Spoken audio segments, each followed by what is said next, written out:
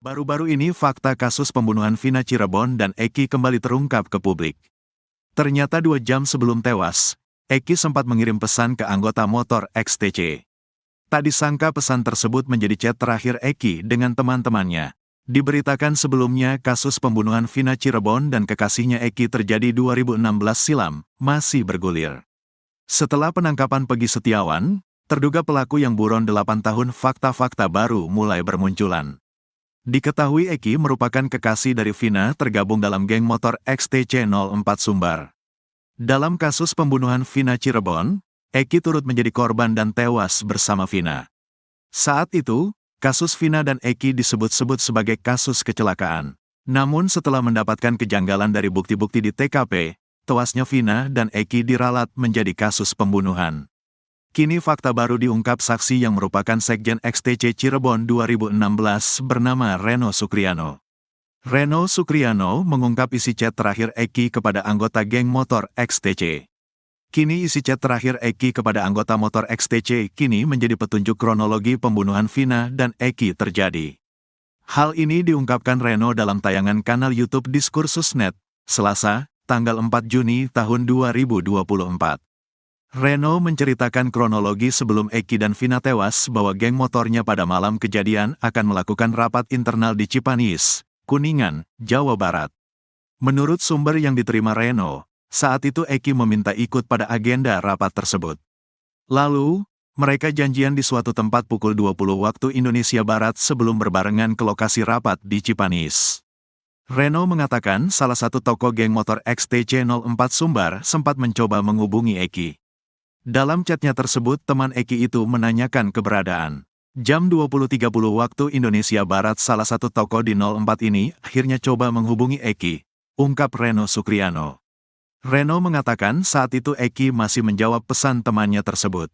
Berikut isi chat Eki dan temannya, "Lu di mana? Udah sampai mana?" tanya teman Eki anggota geng motor XTC. "Baru nyampe GSP, jawab Eki dalam chat. Reno mengungkap chat terakhir Eki tersebut dikirim sekira pukul jam 20 atau pukul 19.30 waktu Indonesia Barat.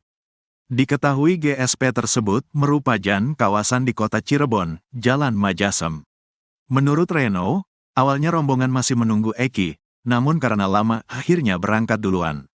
Namun nahas, sekira 2 jam setelah chat tersebut, salah satu anggota geng motor XTC justru mendapat kabar dari orang tuanya. Teman Eki tersebut mendapati kabar ada anggota XTC tergeletak di jembatan. Mendapati kabar itu, kata Reno, teman-teman Eki XTC 04 Sumbar langsung menuju ke TKP di flyover Talun. Saat tiba di TKP, kondisi Eki diketahui sudah tewas dan sudah dibawa ambulans.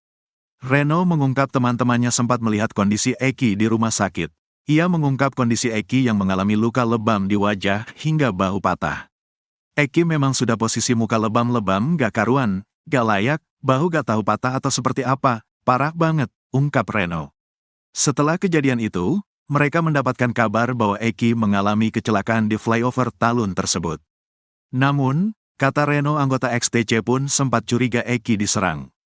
Sempat berpikir, mungkin ada yang nyerang, tapi akhirnya polisi bilang ini kecelakaan, ungkapnya.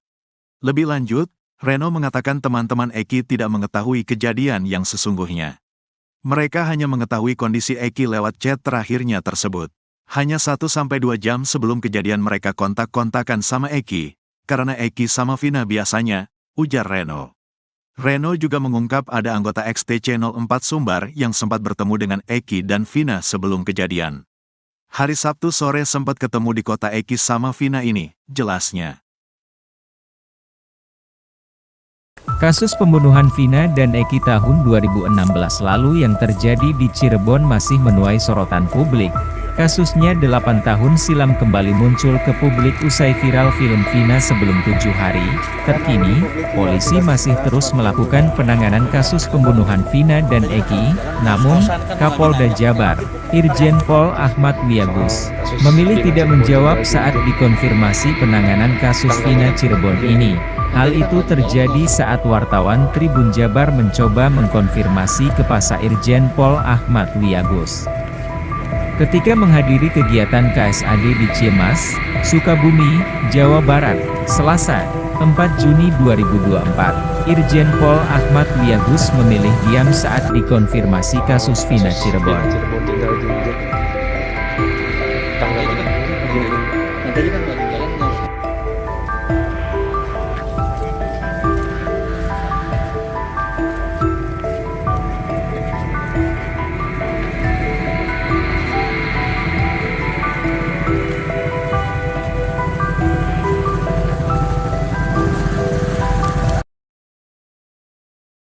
Dia sedang mencari nafkah untuk adik-adiknya.